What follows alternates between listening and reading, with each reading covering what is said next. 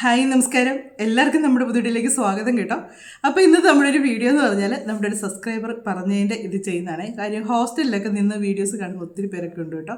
ഒത്തിരി പേര് ഞാനിങ്ങനെ വീഡിയോ ചെയ്യുമ്പോഴത്തേക്ക് ഹോസ്റ്റലിലാണ്, എങ്ങനെയാണ് അങ്ങനെ അത് പറ്റത്തില്ല ചേച്ചി, വേറെ എന്തെങ്കിലും ഉണ്ടോ എന്നൊക്കെ ഇങ്ങനെ ചോദിക്കുന്നവരുണ്ട്.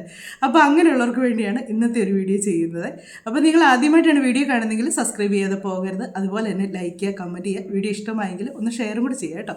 അപ്പോൾ ഇന്നത്തെ നമ്മുടെ ഒരു വീഡിയോ എന്ന് പറഞ്ഞാൽ നമ്മൾക്ക് കഴിഞ്ഞ ഒരു ദിവസം ഞാൻ ചെയ്തതിൻ്റെ തന്നെ വേറൊന്നുമാണ് കേട്ടോ. ഇതുപോലുള്ള ഒരുപാട് കാര്യങ്ങളുണ്ട്, നമുക്ക് പെട്ടെന്ന് ചെയ്യാൻ പറ്റുന്നുണ്ട്, പിന്നെ ഇച്ചിരി ഇതായിട്ടുള്ളതുണ്ട്. അങ്ങനെയൊക്കെ ഒരുപാട് കാര്യങ്ങളുണ്ട്. നമുക്ക് ഒരാളെ നമ്മളിലേക്ക് വശീകരിക്കാനായിട്ട് പറ്റുന്ന ഒരു കാര്യമാണ്. അപ്പം ഇത് കൂടുതലും നമ്മൾ ഓരോരുത്തർ ചോദിക്കുകയെന്ന് വെച്ചാൽ ഭർത്താവ് പിണങ്ങിപ്പോയതും പിന്നെ ഇഷ്ടപ്പെട്ടിരിക്കുന്നവർ തമ്മിൽ അകന്നു പോകുന്നത്, നല്ല ഫ്രണ്ട്സായിട്ടിരിക്കുന്നവർ അകന്നു പോകുന്നത്, അങ്ങനെയൊക്കെ ഉള്ളവർക്കൊക്കെ വേണ്ടിയാണ് ഇങ്ങനെയുള്ളൊരു വീഡിയോ ചെയ്യുന്നത്. അതുപോലെ തന്നെ അമ്മയും മക്കളും തമ്മിൽ ഒരു കാരണവും ഇല്ലാതെ അവർക്ക് ശത്രുതയോടുകൂടി അവരിയ്ക്കുന്നവരുണ്ട്. അത് മറ്റ് ചിലർ വന്നുണ്ടാക്കുന്ന തെറ്റിദ്ധാരണയുടെ പുറത്തൊക്കെ പറ്റുന്നതായിരിക്കാം. പക്ഷേ അത് വിശ്വസിച്ച് അമ്മയുടെ അടുത്തുനിന്ന് അകന്നു പോകുന്നവരുണ്ട്. അങ്ങനെ ഫ്രണ്ട്സൊക്കെ ആണെങ്കിലും അങ്ങനെ ഉണ്ട്, ലവ് ചെയ്യുന്നവരങ്ങനെ ഉണ്ട്, ഭാര്യയെ ഭർത്താവായിട്ട് കഴിയുന്നവരുണ്ട്. അങ്ങനെയുള്ളവരെയൊക്കെ ഉണ്ടല്ലോ. ചിലർ ഇടയ്ക്ക് കയറി ഒരു കുത്തിത്തിരിപ്പെന്ന് പറയും, ആ ഒരു സംഭവം ഉണ്ടാക്കി രണ്ടുപേരും രണ്ട് വഴിക്കാക്കുമ്പോൾ നമ്മൾ എന്നാ പറഞ്ഞാലും അവരുടെ ഉള്ളിലേക്ക് അത് ചെല്ലുകയില്ല. നമ്മൾ എത്ര നമ്മൾ ന്യായീകരിക്കാൻ നോക്കിയാലും അവർ അത് അങ്ങോട്ട് വിശ്വസിക്കുകയില്ല. അങ്ങനെ ഒരു ഇതുണ്ട്. അപ്പോൾ അങ്ങനെയൊക്കെയുള്ള കാര്യങ്ങളൊക്കെ വരുമ്പോഴത്തേക്ക് ചെയ്യാനായിട്ടാണ്. പിന്നെ ഒരു കാര്യം കൂടെ പറയുന്നു, ഈ ഒരു കാര്യം നല്ലതിന് വേണ്ടി മാത്രമേ നിങ്ങൾ എടുക്കാവുള്ളൂ കേട്ടോ. മോശമായിട്ടൊരു കാര്യത്തിന് നിങ്ങൾ എടുത്താൽ അത് നിങ്ങൾക്ക് ഇരട്ടി ദോഷങ്ങളാണ് സംഭവിക്കുന്നത്. അതിന് ഞാൻ ഉത്തരവാദിയല്ല കേട്ടോ. അപ്പം നിങ്ങളുടെ പ്രശ്നങ്ങൾ എന്നാന്ന് വെച്ചാൽ അത് നിങ്ങൾക്കത് നല്ലതാണെങ്കിൽ നിങ്ങളത് എടുക്കുക. അല്ലാതെ നിങ്ങൾ വേറൊരാളെ ദ്രോഹിക്കാൻ വേണ്ടിയോ അല്ലെങ്കിൽ വേറൊരാളെ നശിപ്പിക്കാൻ വേണ്ടിയോ ഈ ഒരു കാര്യം നിങ്ങൾ ചെയ്യാതിരിക്കുക. ചെയ്താൽ നമുക്ക് ഇരട്ടി ദോഷമായിട്ട് നമുക്ക് തിരിച്ച് നമ്മുടെ നാശം തന്നെ അവിടെ തുടങ്ങുകയാണ് ചെയ്യുന്നത്. അതുകൊണ്ട് നിങ്ങൾ അങ്ങനെയുള്ള കാര്യങ്ങൾക്ക് ഉപയോഗിക്കാതെ നിങ്ങൾക്ക് ജെന്യുവനായിട്ടുള്ള കാര്യങ്ങൾക്ക് നിങ്ങളിത് ഉപയോഗിക്കുക. അപ്പം ഇതിന് വേണ്ട കാര്യങ്ങളെന്ന് പറഞ്ഞാൽ അതിപ്പോൾ ഹോസ്റ്റലാണെങ്കിലും നമുക്ക് ചെയ്യാൻ പറ്റും. നമ്മൾ കൈറാശ്യം ചെയ്തത് ഓരോ ദിവസവും നമ്മൾ ഓരോന്നും ചെയ്യുന്നത് മറ്റുള്ളവർ എങ്ങനെയാണെങ്കിലും നമ്മളത് ചെയ്യുമ്പോൾ കാണാതിരിക്കും. നമ്മൾ ഹോസ്റ്റലിലൊക്കെ ആകുമ്പോഴത്തേക്ക് ചിലപ്പോൾ റൂമിൽ 2-3 പേരൊക്കെ കാണുമായിരിക്കും. അങ്ങനെയൊക്കെ ഉള്ള സമയത്ത് വീട്ടിലാണെങ്കിൽ നമുക്കത് കുഴപ്പമില്ല, ആരും കാണാൻ നമുക്ക് ചെയ്യാൻ പറ്റും. പക്ഷേ ഹോസ്റ്റലിൽ നമുക്കത് പറ്റത്തില്ല. അപ്പോൾ ഹോസ്റ്റലിലൊക്കെ ഉള്ളവർക്കൊക്കെ വേണ്ടി, പിന്നെ നിങ്ങൾക്ക് ഇങ്ങനെ ആരും കാണാതൊക്കെ ഈ ഒരു കാര്യം ചെയ്യാനായിട്ട് ഉള്ളവർക്കൊക്കെ വേണ്ടിയാണ് ഇങ്ങനൊരു വീഡിയോ ചെയ്യുന്നത്. അപ്പം ഇതിന് വേണ്ട കാര്യങ്ങളെന്ന് പറഞ്ഞാൽ നിങ്ങൾക്ക് ഒരു ഫോട്ടോ വേണമെന്ന് പറഞ്ഞാൽ നിങ്ങൾ ആരെയാണോ ഉദ്ദേശിക്കുന്നത് ആ ആളുടെ, നിങ്ങളിലേക്ക് ആരെയാണോ നിങ്ങൾ വശീകരിക്കാൻ ആഗ്രഹിക്കുന്നത് ആ ആളുടെ ഫോട്ടോയാണ് വേണ്ടത്. അത് പഴയ ഫോട്ടോ ഒന്നും പറ്റത്തില്ല, അധികം പഴക്കമില്ലാത്തൊരു ഫോട്ടോ വേണം. അവരുടെ മുഖം ഇപ്പോഴുള്ളതുമായിട്ട് സാമ്യമുള്ള രീതിക്കുള്ളൊരു ഫോട്ടോ വേണം. ഒത്തിരി പഴക്കമുള്ള ഫോട്ടോ നമ്മൾ എടുക്കരുത്, അതെടുത്താൽ നമുക്കൊരു പ്രയോജനം കിട്ടത്തില്ല. പിന്നെ ഈ ഒരു ഫോട്ടോ എന്ന് പറഞ്ഞാൽ നമ്മുടെ ഫോണിലുള്ള ഫോട്ടോ പറ്റും. നമ്മൾ സ്റ്റുഡിയോയിൽ കൊണ്ട് അത് പാസ്പോർട്ട് സൈസ് ഫോട്ടോ ആക്കി എടുക്കാമെന്നുണ്ടെങ്കിൽ നമുക്ക് പറ്റും. അല്ലാതെ ഫോണിൽ നമ്മൾ ആ ഫോട്ടോ വെച്ച് അതിൽ നമുക്ക് ചെയ്യാൻ പറ്റത്തില്ല. നമ്മുടെ കയ്യിൽ പാസ്പോർട്ട് സൈസ് ഒരു ചെറിയ ഫോട്ടോ വേണം നമ്മുടെ കയ്യിൽ പറ്റത്.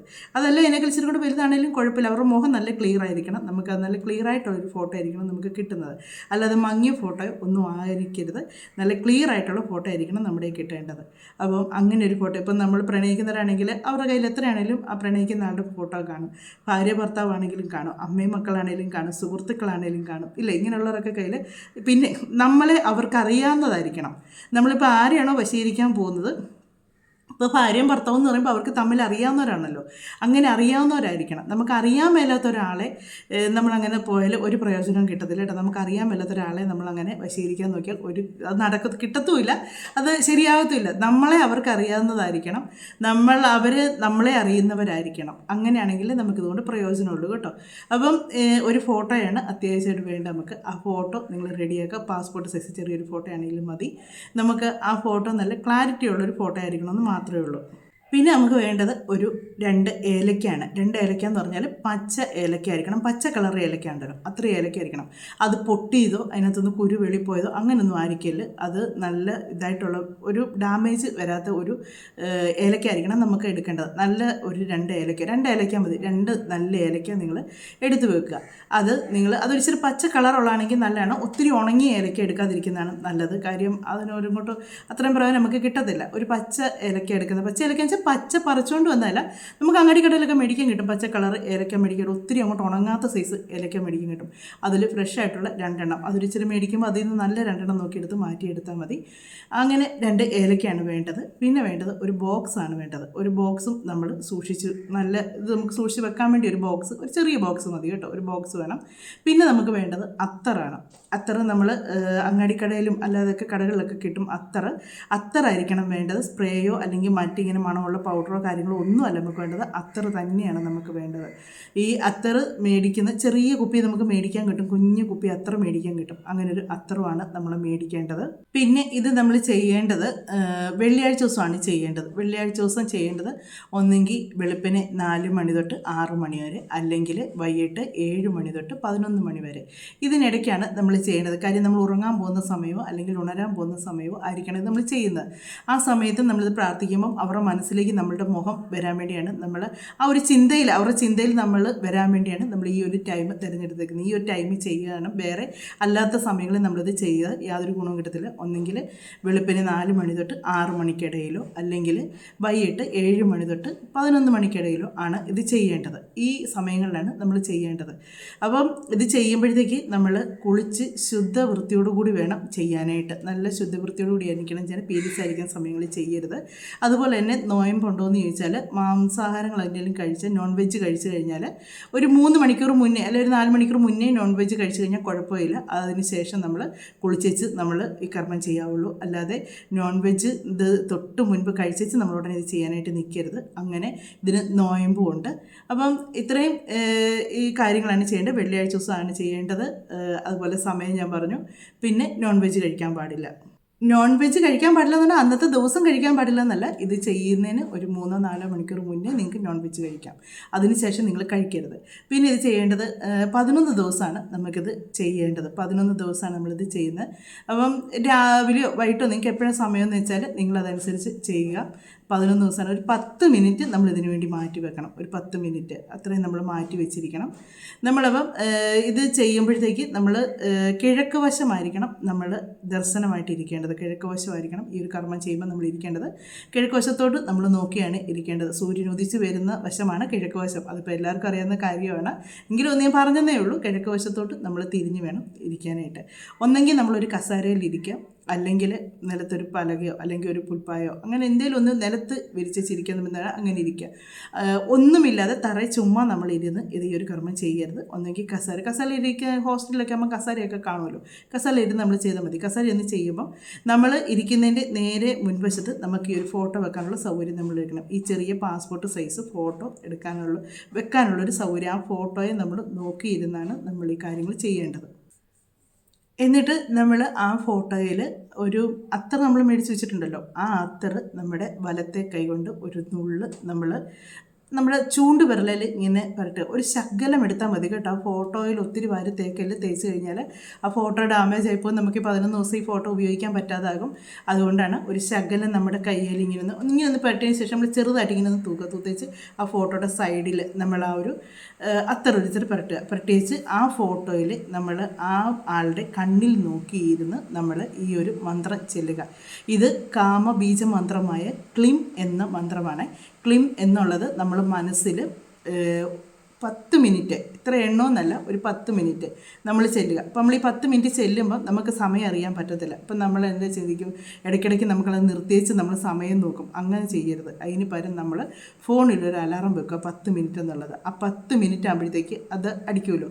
അടിച്ച് കഴിയുമ്പോഴത്തേക്ക് നമുക്ക് നിർത്താം. അങ്ങനെ ഒരു 10 മിനിറ്റോ അല്ലെങ്കിൽ അങ്ങേറ്റം പോയി 20 മിനിറ്റ് അതിക്കുള്ളിൽ നിങ്ങൾ ചെല്ലേണ്ട കാര്യമില്ല. അത്രയും നേരം നിങ്ങൾ ചെല്ലിയാൽ മതി. അത് ആ ഫോട്ടോയിലുള്ള ആളുടെ കണ്ണിൽ നോക്കി വേണം. അതിനാണ് നല്ല ക്ലിയർ ആയിട്ടുള്ളൊരു ഫോട്ടോ വേണമെന്ന് പറഞ്ഞത്. ആ ക്ലിയർ ആയിട്ടുള്ള ഫോട്ടോയിൽ കണ്ണിൽ നോക്കി വേണം നമ്മൾ ഈ ഒരു മന്ത്രം ചെല്ലാനായിട്ട്. ഈ മന്ത്രം ചൊല്ലി നമ്മൾ ഇങ്ങനെ 11 ദിവസം നമ്മൾ ചെയ്യണം. 11 ദിവസം ചെയ്യുമ്പം അതിൻ്റെ ഉള്ളിൽ എപ്പോഴെങ്കിലും അതിനുള്ളിൽ തന്നെ നമുക്ക് ഈ കാര്യം സാധിച്ചിരിക്കും. എന്നിട്ട് ഇത് ഓരോ ദിവസവും നമ്മൾ ഈ മന്ത്രം ചൊല്ലി കഴിഞ്ഞേച്ച് ഈ ഫോട്ടോയും ഈ അത്തറും പിന്നെ നമ്മൾ ആ ഒരു ഏലക്ക ഉണ്ടല്ലോ, ഒരു 2 ഏലക്കയുള്ള ആ 2 ഏലക്കയും കൂടെ ആ ബോക്സിലിട്ട് അടച്ചു വെച്ചേക്കുക.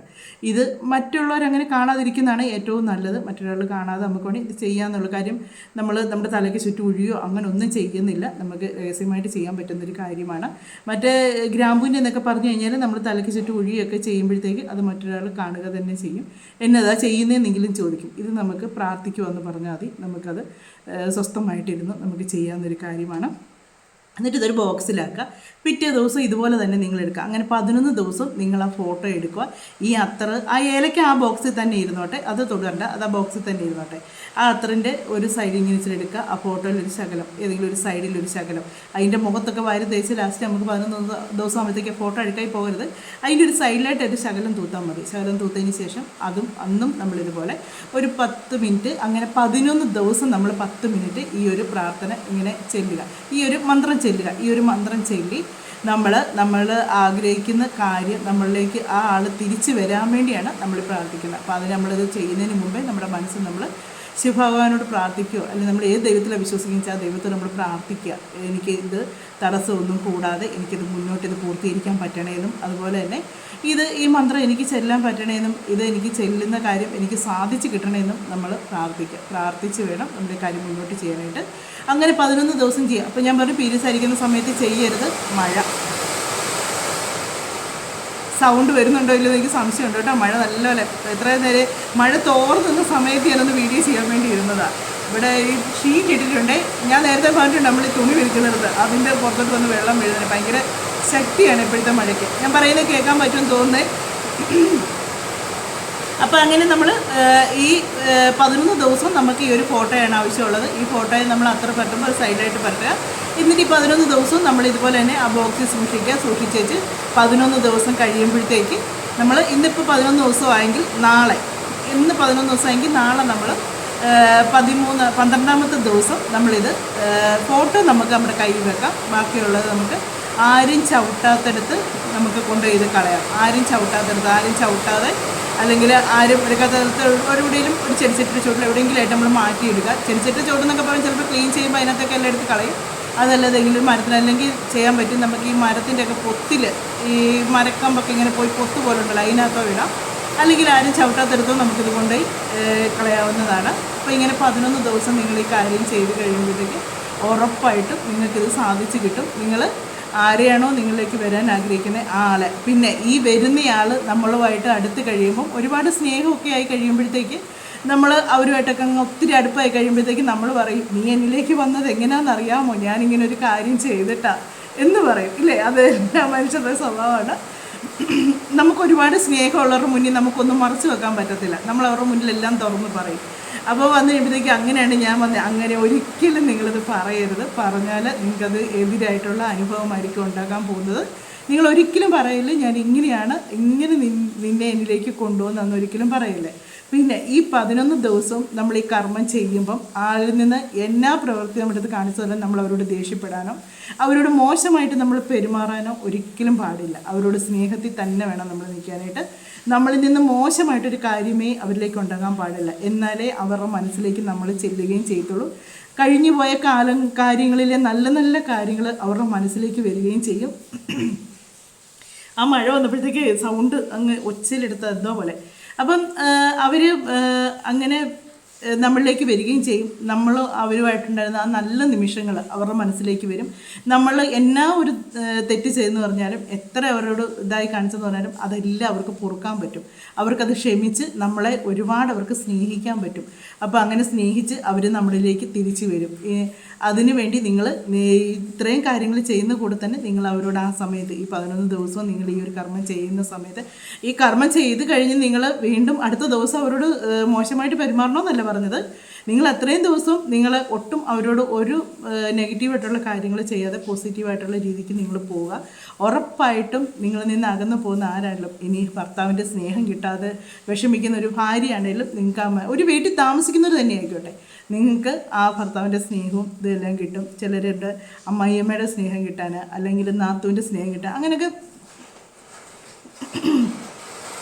ചെയ്യുന്നവരുണ്ട്. അങ്ങനെയുള്ളവർക്കൊക്കെ ഇത് ഗുണം ചെയ്യത്തേ ഉള്ളൂ. ഇങ്ങനൊരു കാര്യം ചെയ്യുമ്പോൾ പിന്നെ ഇത് നമ്മൾ മറ്റുള്ളവരോട്, ഇവരോട് തന്നെയല്ല, നമ്മൾ മറ്റുള്ളവരോടും ഇത് അറിയിക്കാതെ നമ്മൾ ചെയ്യുന്നതായിരിക്കും ഏറ്റവും നല്ല കാര്യം. നമ്മൾ വേറൊരാളിലേക്ക് നമ്മളിലെ രഹസ്യങ്ങൾ പറഞ്ഞു കഴിഞ്ഞാൽ അത് അവർക്ക് നമ്മളോടൊരു ഇച്ചിരി ഒരു ഇഷ്ടക്കേടും തോന്നുമ്പം അവരത് വിളിച്ച് പറയാൻ സാധ്യതയുണ്ട് ഇല്ലേ. എത്ര ആത്മാർത്ഥ സുഹൃത്തുക്കളാണെന്ന് പറഞ്ഞാലും ഒരു പിണക്കം വരുമ്പം അതുകൊണ്ടാണ് ഒരിക്കലും നമ്മൾ മറ്റുള്ളവരുടെ മുന്നിൽ മുഴുവനും നമ്മുടെ നമ്മളിലെ ബുക്ക് എന്ന് പറയുന്നത് അത് ഫുൾ അവർക്ക് വായിക്കാൻ ഒരിക്കലും കൊടുക്കരുതെന്ന് പറയുന്നത് അതുകൊണ്ടാണ്. അതിലെ കുറച്ച് താളുകൾ നമ്മൾ മാറ്റി വെച്ചേക്കണം. ഒരുത്തർക്കും നമ്മളുടെ മുഴുവൻ കാര്യങ്ങൾ നമ്മൾ പറയരുത്. പറഞ്ഞു കഴിഞ്ഞുള്ള കുഴപ്പമെന്ന് വെച്ചാൽ പിന്നീട് ഒരു പ്രശ്നം വരുമ്പം ഇതെടുത്ത് നമുക്ക് നേരെ അവർ എപ്പോഴാണെങ്കിലും അത് പ്രയോഗിച്ചിരിക്കും. അവരുടെ നിലനിൽപ്പിന് വേണ്ടിയെങ്കിലും നമ്മൾക്കെതിരെ അവരത് പ്രയോഗിച്ചിരിക്കും. നമ്മൾ പറയേണ്ട കാര്യങ്ങൾ മാത്രം മറ്റുള്ളവരോട് പറയുക, അല്ലാത്ത കാര്യങ്ങൾ നമ്മളെപ്പോഴും നമ്മുടെ ഉള്ളിൽ തന്നെ നമ്മൾ സൂക്ഷിച്ച് വെക്കുന്നതായിരിക്കും നല്ലത്. മറ്റുള്ളവരോട് ഒരു കാര്യങ്ങളും അത് എത്ര ആത്മാർത്ഥ സുഹൃത്ത്, ചിലപ്പം ഇവർ രണ്ടുപേരും തമ്മിൽ ഒന്നിക്കുന്നതിൽ ഏറ്റവും കൂടുതൽ സന്തോഷിക്കുന്നെന്ന് പറയുന്ന ആളായിരിക്കാം.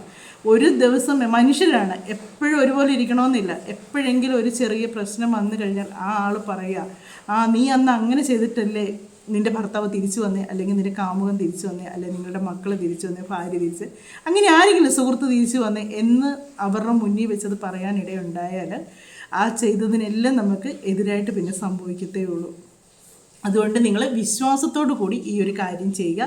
ഉറപ്പായിട്ടും നിങ്ങൾക്ക് സാധിച്ചു കിട്ടും. നിങ്ങൾക്ക് വിശ്വാസമാണ് ആദ്യം വേണ്ടത്. പിന്നെ ഈ 11 ദിവസത്തിനുള്ളിൽ നടന്നില്ല എന്ന് പറഞ്ഞ് നിങ്ങൾ ഒരിക്കലും വിഷമിക്കേണ്ട കാര്യമില്ല. അതിൻ്റെ അടുത്ത ദിവസങ്ങളിൽ നിങ്ങൾ പ്രതീക്ഷയോടുകൂടി തന്നെ ഇരിക്കുക. നിങ്ങൾ ആ ഒരു വിശ്വാസത്തോടു കൂടി തന്നെ ഇരിക്കുക. അത് സാധിച്ചു കിട്ടും എന്നുള്ളൊരു വിശ്വാസത്തോടു കൂടി ഇരുന്നാൽ അതിൻ്റെ അടുത്ത ദിവസങ്ങളിലാണെങ്കിലും നിങ്ങൾക്ക് സാധിച്ചിരിക്കും, ഉറപ്പായിട്ട് സാധിച്ചിരിക്കും. അപ്പോൾ ഇത് സിമ്പിളായിട്ട് നിങ്ങൾക്ക് ചെയ്യാൻ പറ്റുന്നൊരു കാര്യമാണ്. ഒരുപാട് ഇതൊന്നുമില്ല. നമുക്ക് നോൺ വെജ് കഴിക്കണ്ടെന്ന് ഞാൻ പറയുന്നില്ല, കഴിക്കാം. പക്ഷേ 4-3 മണിക്കൂറിന് ശേഷം നിങ്ങൾ കുളിച്ച് വൃത്തിയായതിന് ശേഷം വേണം ഈ കാര്യം ചെയ്യാൻ. പീരീഡ്സ് ആയിരിക്കുന്ന സമയത്ത് ഇത് ചെയ്യരുത്. ബാക്കി കാര്യങ്ങളൊക്കെ ഇതിനകത്ത് വിശദമായിട്ട് പറഞ്ഞിട്ടുണ്ട്. അതുപോലെ തന്നെ നിങ്ങൾ ചെയ്യുക. ഉറപ്പായിട്ടും നിങ്ങളുടെ ആരാണോ നിങ്ങളിലേക്ക് വരേണ്ടത്, നിങ്ങൾക്ക് ആരുടെ സ്നേഹമാണോ കിട്ടേണ്ടത്, അത് ഉറപ്പായിട്ടും നിങ്ങൾക്ക് കിട്ടിയിരിക്കും. അപ്പം നമ്മുടെ ഇന്നത്തെ ഒരു വീഡിയോ എന്ന് പറയുന്നത് ഇതൊക്കെയാണ്. വീഡിയോ അവസാനിപ്പിക്കുന്ന സമയമായിട്ടുണ്ട്. അടുത്ത വീഡിയോയിലൂടെ മറ്റെന്തെങ്കിലും കാര്യങ്ങളൊക്കെ ആയിട്ട് നമുക്ക് കാണാമേ.